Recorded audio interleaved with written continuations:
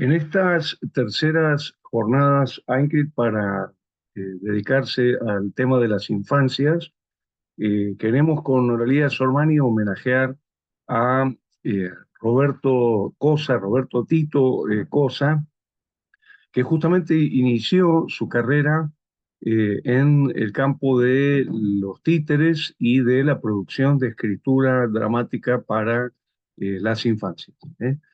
¿Por qué este homenaje? En principio, porque el jueves 6 de junio pasado de este año 2024, a los 89 años, falleció Roberto Tito Cosa, que sin duda es uno de los referentes más relevantes del teatro argentino en toda su historia.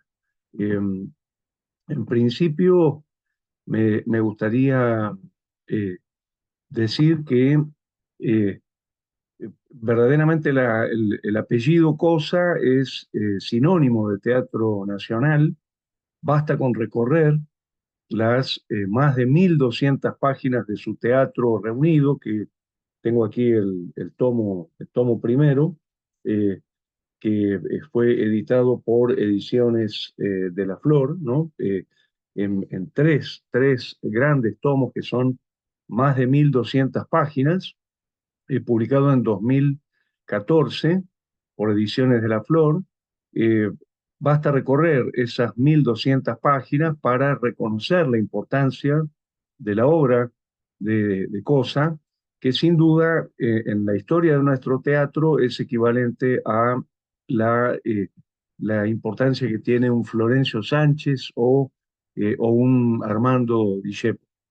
El tomo primero de su teatro cubre el arco que va de 1964 a 1979, como se detalla en la tapa del libro, e incluye textos clásicos como Nuestro fin de semana, La nona, que recordemos es un texto que se estrena en la dictadura y que tiene una visión expresionista y grotesca de impugnación a la dictadura a través de una compleja red simbólica.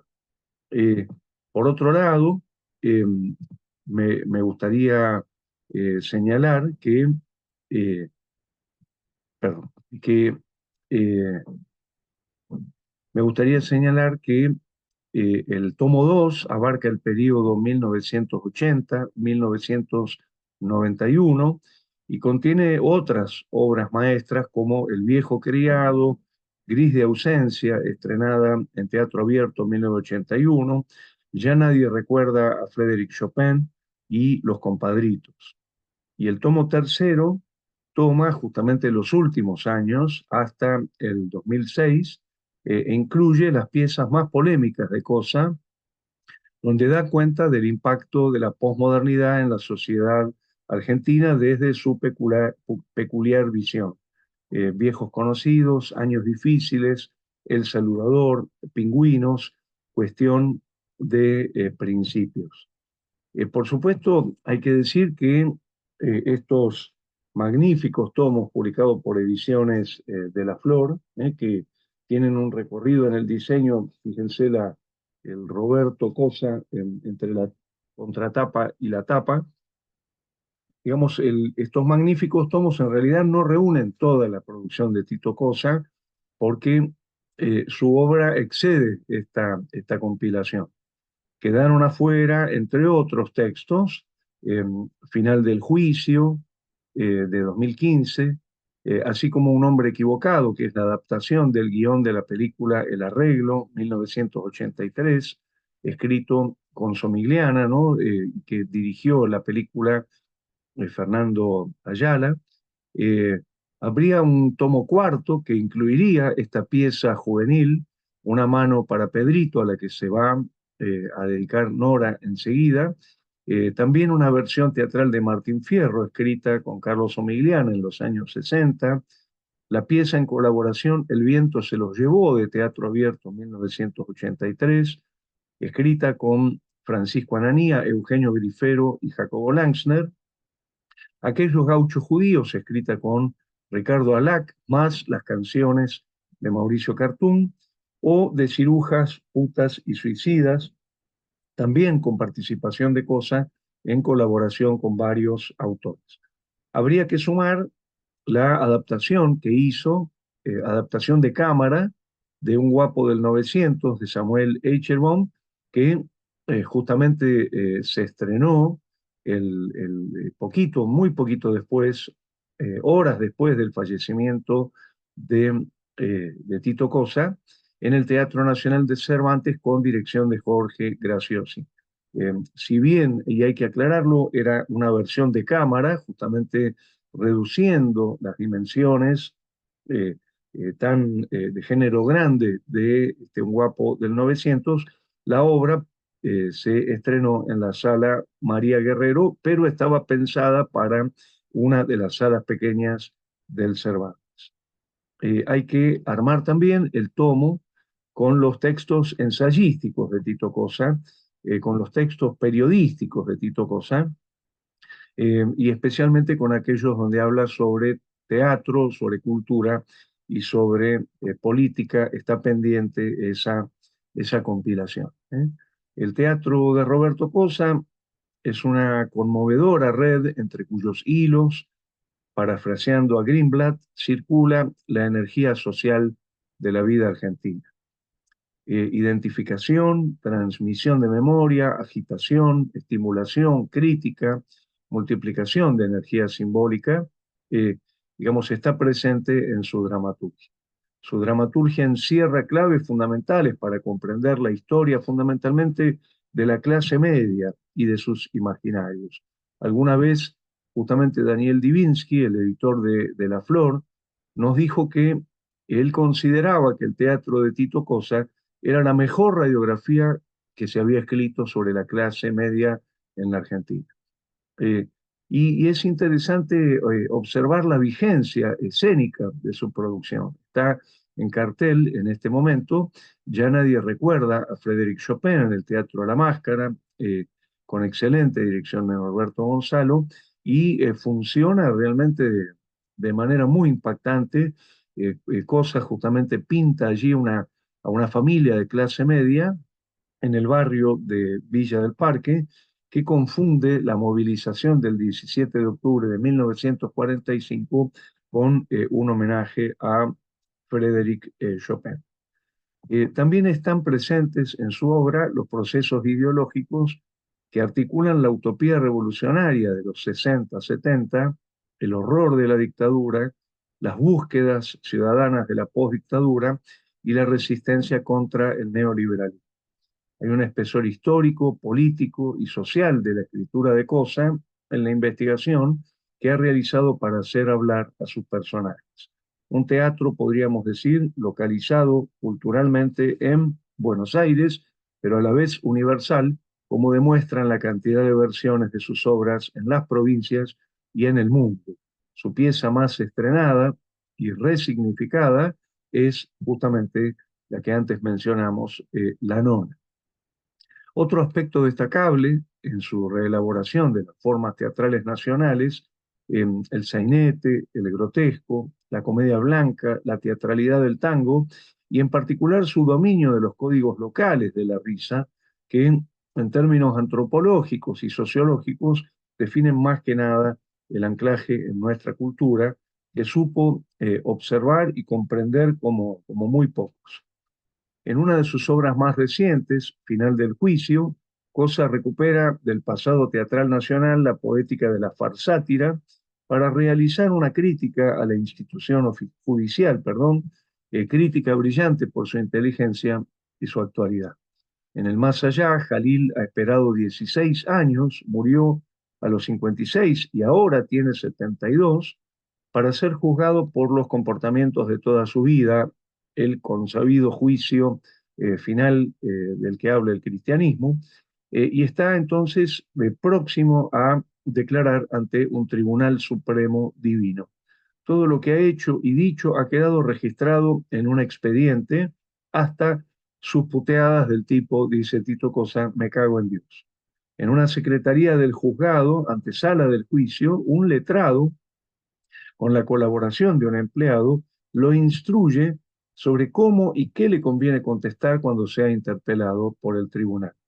Se trata de una nítida metáfora de la justicia terrenal, argentina e internacional en tiempos de partido judicial. Teatro absolutamente vivo, eh, y no es la primera vez que Cosa expresó con su teatro un sentimiento que lo desazonaba, ¿no? La sensación de que el mundo se había vuelto loco en las últimas décadas del siglo XX y principios del siglo XXI. ¿Eh? Incluye justamente en esta obra una realmente muy divertida revisión de la vigencia cultural de los 7 pecados capitales y de los 10 mandamientos del cristianismo. Tal vez La nona es su obra más universal. La abuela, ustedes saben, acaba con toda la familia. ¿Qué significa la muerte en la nona, en el presente? Su dimensión simbólica es incalculable, pero creemos que hoy la nona es la Argentina del pasado que convive trágicamente con el proyecto de una nueva vida nacional. La nona es la Argentina desplazada, pero persistente, brutal obstáculo que regresa y regresa para dificultar las aspiraciones de las nuevas generaciones. Una metáfora de la destructiva subjetividad de la derecha, un terrible enemigo adentro de la familia. Podemos decir que Cosa se ha ido, pero nos quedan sus obras para releer y volver a poner en escena. Y en este sentido me gustaría eh, darle la palabra a Noralía Sormani para que este, se encargue de hablar de los orígenes del teatro para las infancias de, de Tito Bossa. Bueno, y sí, como decía Jorge Dubati, en estas terceras jornadas de AINCRIT para las infancias, en este homenaje a Tito Cosa, queríamos entonces recordarlo desde este punto de vista, ¿no? Y me gustaría comentarles sobre una obra que se llama Una mano para Pepito, como dijo Jorge, que esta obra está incluida en una antología que se llama Teatro de Títeres, breve antología de ediciones pedagógicas, que fue publicada en Buenos Aires en 1986. Lo más interesante de esta antología, fíjense qué interesante, ya en los años 80 como había grandes especialistas interesados en el teatro para niños y en recuperar las obras, las mejores obras hechas para ellos, las selecciones de Gesiot con la colaboración de Pablo Medina. Para que tengan una idea de en qué antología se publicó Una mano para Pepito de Roberto Cosa, los otros autores eran Federico García Lorca, con el retablillo de Don Cristóbal, Otto Freitas, Javier Villafañe, Cándido Moneo Sanz, César López Ocón, José Pedroni, Álvaro Yunque, Leónidas Barleta, Mané Bernardo, Sara Bianchi, Juan Enrique Acuña, Carlos Gorostiza, que también hizo hermosísimas obras de teatro para niños, en este caso Mambrundia y Gasparindia y Platero en Titirilandia, Roberto Espina, Roberto Blanco, Roberto Cosa con Una mano para Pepito, obra de la que vamos a hablar ahora, y Ariel Bufano con La Bella y la Bestia, ¿no? Es decir, una selección exquisita en esta obra que les muestro acá cómo es su tapa, quizás algunos lo pueden conseguir, que dice, no dice teatro para niños, sino dice teatro de títeres. Y en este sentido, Roberto Cosa se muestra como un dramaturgo, aunque joven en este momento todavía.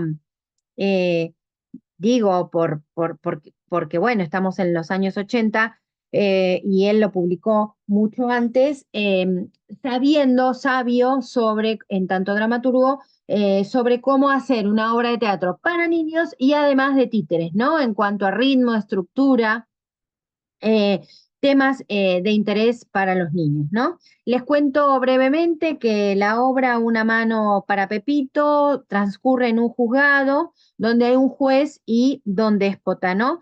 Que don déspota como es un déspota, pide condenar a Pepito porque es un niño rebelde y haragán, un joven rebelde y haragán, ¿no? Dice que en realidad no quiere trabajar por 20 horas al día en la fábrica, ¿no? Y entonces don déspota lo acusa de haragán. Bueno, acá aparecen entonces algunas de las cosas que también decía Jorge antes, ¿no? Respecto de la conciencia social en la obra de Roberto Cosa. Entonces le pide que tiene que hacer, la condena consiste en 4 pruebas que tiene que pasar, 4 pruebas muy difíciles que tiene que pasar y esa es la condena. Estas 4 pruebas son, por ejemplo, pasar un montón de mandarinas de un depósito a otro. La segunda prueba es resolver unos problemas de matemáticas muy difíciles. La tercera prueba es domar a Perico, que es un toro de cuernos largos, indomable. Y por último, vaciar una fuente de agua antes del amanecer. Por supuesto que Pepito esto solo no lo puede hacer, pero lo más interesante de la obra es que ya desde la primera prueba aparece lo que Cosa describe como un meñique, el personaje de Meñique, que es una mano cubierta con guantes de vivos colores. Meñique entonces es quien pasa las mandarinas de un cuarto a otro, Meñique es quien soluciona los problemas de matemática, que es la segunda prueba. Meñique es quien doma a este toro de cuernos largos llamado Perico, y Meñique es quien ayuda a Pepito a vaciar una fuente de agua. Ahora, eh, en las 3 primeras pruebas es solo Meñique, aunque Meñique le dice que tiene ayudantes, y en un momento Pepito le dice, dile a los amigos que muchas gracias. Y luego, en la última prueba, que es la de vaciar la fuente de agua, como Meñique es una sola mano de muchos colores, como dije antes, y no puede hacerlo solo, de pronto llama a sus amigos y vienen un montón de manos a ayudar con muchas manos y muchos jarritos a vaciar esa fuente, que logran vaciarla antes del amanecer. Es decir, que Pepito de esta manera cumple las 4 pruebas y queda libre. Eh, y les voy a leer cómo finaliza la obra, porque bueno, tiene que ver con esta defensa, digamos, de lo social, la ayuda social para hacer justicia, ¿no? Es el gran tema de la justicia.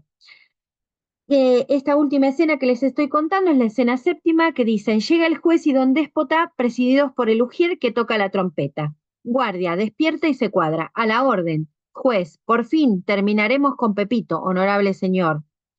Déspota, yo terminaré contigo. Juez, se acerca a la fuente. No, no, no, no sacó el agua, ¿verdad? Sí, la sacó. Como les dije antes, la sacó gracias a la ayuda de muchas manos y muchos jarritos. ¡Ah, idiota, estúpido! Perdón, señor, perdón. Pepito dice, las pruebas se han cumplido, así que estoy libre. Déspota, libre jamás, detenedlo. El juez, pero señor, el pueblo. Déspota, ¿qué pueblo ni qué 8 cuartos? A colgarlo, a colgarlo. El juez, a colgarlo. Señor, señor, el pueblo viene hacia acá. El déspota, ah, malditos, atajadlo. Detenedlos, colgadlos. Las manos salen de su escondite. Don Déspota y sus compinches tratan de huir, pero ellas, esas manos de ayuda, los persiguen y se apoderan de los 4. Pepito, viva, viva, duro con ellos y ahora a la plaza para que lo juzgue el pueblo. Se inicia el desfile y detrás marchan Pepito y Meñique danzando al compás de la música. Bueno, como les decía antes, lo que demuestra acá Roberto Cosa es tener un talento una técnica muy clara, pensando que es teatro para las infancias, que como siempre decimos es este que incluye a los niños como espectadores, pero que trabaja y con las herramientas del arte, eh, y que no excluye tampoco a los adultos. Como verán, es una obra realmente muy, muy inteligente, muy entretenida, pero que tiene, digamos, en su estructura, la estructura, los ritmos, los temas que uno un dramaturgo como Cosa cree que y pueden interesar a los niños. De hecho, así como lo estamos estudiando, así se puede ver. Por lo tanto, nuestro homenaje en esta primera parte de esta mesa especial a Roberto Tito Cosa, que eh, trabajó entonces no solamente en el teatro para los adultos, sino también, y con esta obra como símbolo, lo homenajeamos, Una mano para Pepito, que como les dije, está en una antología que se llama Teatro de Títeres, Ediciones Pedagógicas 1986, con selección de Gesiot y la colaboración de Pablo Medina, ambos, bueno, súper especialistas en el teatro para las infancias. Así que, bueno, en esta primera parte de la mesa, entonces hablamos como está en nuestra programación en este homenaje a Roberto Tito Cosa. Bueno, voy a entonces coordinar la siguiente ponencia. Es de mi autoría y tiene que ver con una investigación que estamos haciendo en la Universidad de Buenos Aires, en el Filocit, que habla sobre las obras entre 1901 y 1914. Este es el marco dentro del que trabajamos y en mi caso, este Filocit está dirigido por Jorge Dubati y en mi caso en especial estoy estudiando a una dramaturga que escribió en este periodo que se llama Teresa Rapalini de Arroche. Y quiero hablarles especialmente de su obra eh, incluida en el libro, publicado que se llama Teatro Infantil, Diálogos, Comedias y Monólogos, ¿no? Bueno, poco sabemos de ella, pero sí sabemos que ha vivido en La Boca y que ha fundado una asociación solidaria que se llama El Trapito. Tenemos el libro digamos que forma parte del catálogo de la biblioteca de maestros acá en la ciudad de Buenos Aires y que estamos estudiando, estamos en proceso. En realidad lo que estamos estudiando en esta obra de ella, dentro de este libro, es al espectador implícito, es decir, el que se desprende de la poética propia de un texto y estamos armando de a poco un corpus. Este libro que les mencioné, Teatro Infantil, Diálogos, Comedias y Monólogos, tiene 92 páginas, está ilustrado y es muy interesante cuando uno estudia el teatro para las infancias ver eh, estas ilustraciones que también hablan de una época y hablan de la época y que también en este trabajo que estamos haciendo en el Filocit analizaremos como parte de esta propuesta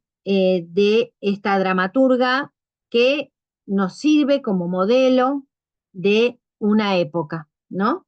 Entre 1901 y 1914 se cree que estos textos fueron escritos o la obra fue publicada en 1910. Bueno, este texto contiene 6 poemas, 6 obras de teatro, algunas de las cuales ella llama diálogos y 3 monólogos.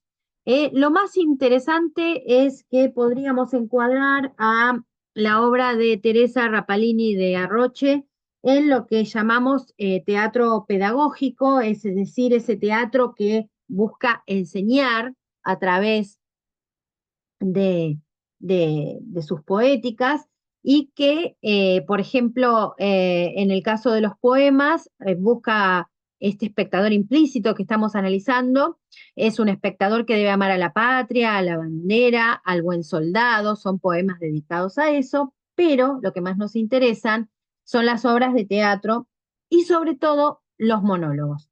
Estas obras de teatro también hablan de los mártires de la patria y lo que en ellos siempre hay un niño y lo que se busca es educar a ese niño en los modelos de conducta de los grandes próceres, como Sarmiento, Moreno o Belgrano, ¿no? Es decir, eh, son obras que trabajan con personajes infantiles que deben, por algunas situaciones que tienen que ver con la dramaturgia de cada obra, deben seguir los modelos de los grandes héroes y comportarse como esos héroes y amar a la patria y amar a la bandera, ¿no?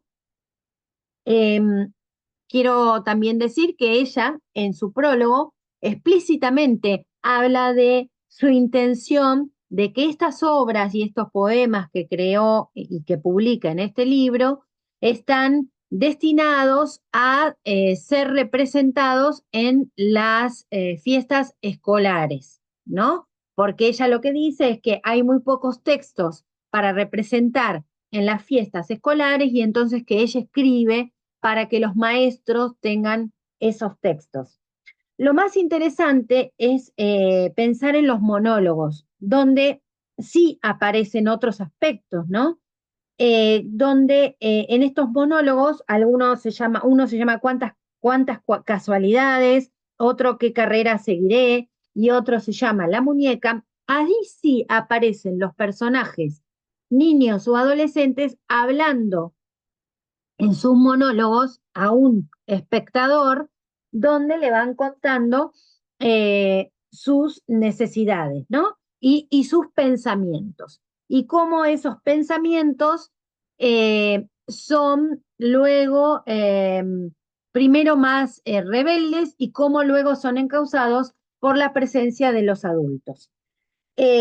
Por ejemplo, en uno de ellos que se llama ¿Qué carrera seguiré? Es un niño de 14 años, les doy como ejemplo esto, donde dice ¿qué carrera seguiré? El abogado hace esto, el médico hace lo otro, el soldado, siempre buenas profesiones, y finalmente él dice yo quiero ser rentista, ¿no? Vamos diciendo, bueno, los adolescentes, tengo fiaca, y ahí aparece entonces la forma de estar en el mundo más de un adolescente. Lo mismo este de la muñeca, donde se habla de la maternidad, del hacer el bien, pero que también toma un tema de los que llamamos nosotros tabú, que es el tema de la muerte. Quiero decir que en estos monólogos entonces aparece un poco el humor, la picardía y sobre todo la complicidad con ese espectador pequeño o ese espectador joven. Hay una apelación y a la escucha de ese espectador. Y como les decía, en mi tema en este Filocit tiene que ver con tratar de eh, descubrir cuál es este espectador implícito en la obra de Teresa Rapalini de Arrocha. Les voy a terminar leyendo un poema que ella escribe y que está incluido en este libro para que vean un poco el tono pedagógico y el tono retórico, digamos, de la obra de Rapalini. Mi pabellón. Del cielo diáfano y puro copió Belgrano el color, y la bandera argentina que tenemos nos legó. Viva pues nuestra bandera y viva su creador, que no hay sobre la tierra más hermoso pabellón. Si se fijan hasta ciertas palabras, como la palabra pabellón, ¿no? Muy alejadas, digamos, del lenguaje familiar que utilizan los niños.